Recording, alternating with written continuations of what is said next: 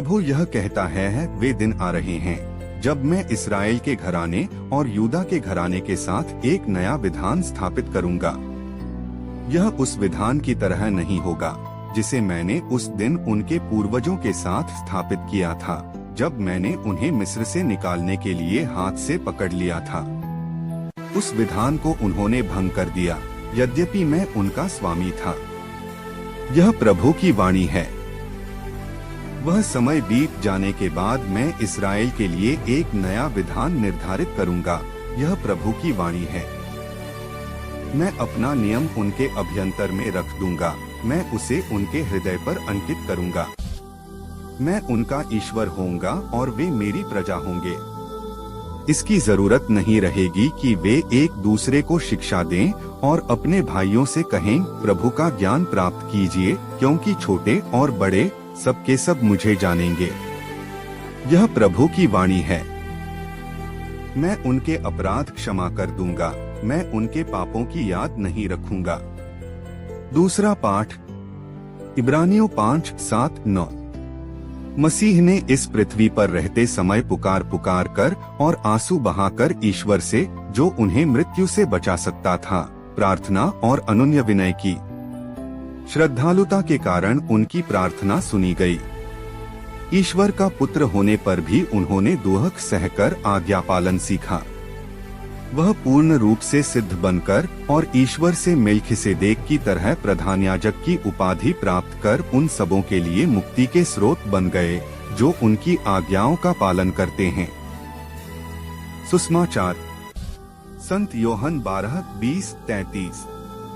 जो लोग पर्व के अवसर पर आराधना करने आए थे, उनमें कुछ यूनानी थे। उन्होंने फिलिप के पास आकर यह निवेदन किया, महाशय, हम ईसा से मिलना चाहते हैं। फिलिप गलीलिया के बेतसाइदा का निवासी था। उसने जाकर अंद्रेयस को यह बताया और अंद्रेयस ने फिलिप को साथ ले जाकर ईसा को इसकी सूचना दी। ईसा ने उनसे कहा, वह समय आ गया है जब मानव पुत्र महिमान्वित किया जाएगा।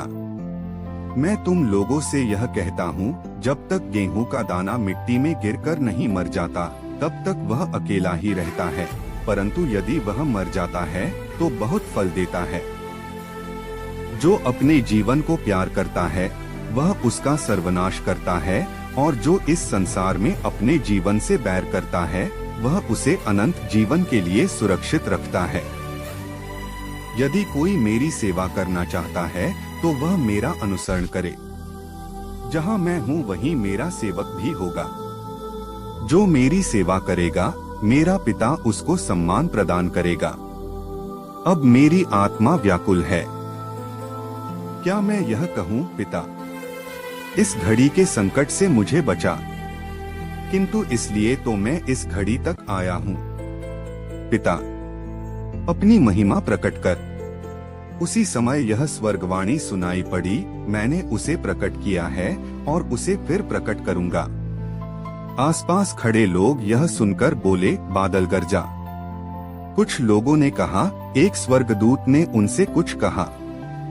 ईसा ने उत्तर दिया, यह वाणी मेरे लिए नहीं बल्कि तुम लोगों के लिए आई।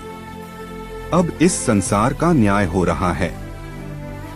अब इस संसार का नायक निकाल दिया जाएगा, और मैं जब पृथ्वी के ऊपर उठाया जाऊंगा तो सब मनुष्यों को अपनी ओर आकर्षित करूंगा। इन शब्दों के द्वारा उन्होंने संकेत किया कि उनकी मृत्यु किस प्रकार की होगी।